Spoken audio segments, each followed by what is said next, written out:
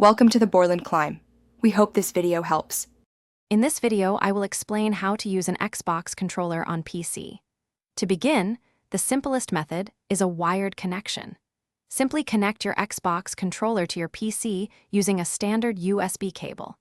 Most newer controllers utilize a USB-C cable, while some older models may use a micro USB. This connection is typically plug-and-play, meaning your PC will automatically install the necessary drivers, allowing you to start gaming in mere moments. For a wireless experience, you can connect your Xbox wireless controller via Bluetooth, provided your PC has Bluetooth capabilities. First, turn on your controller by pressing the Xbox button, then hold down the small pair button for about 3 seconds until the Xbox button flashes rapidly.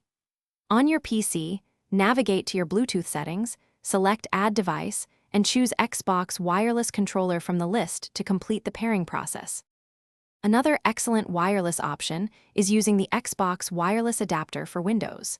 This dedicated adapter offers a more stable and lower latency connection compared to standard Bluetooth.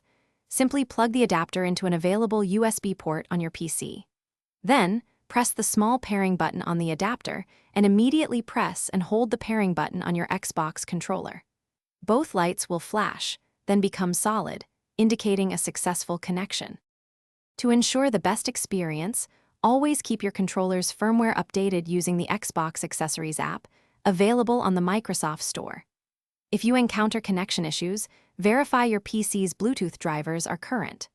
Furthermore, remember to keep your controller fully charged or have fresh AA batteries on hand for uninterrupted gaming sessions. These simple steps will help maintain optimal performance and reliability.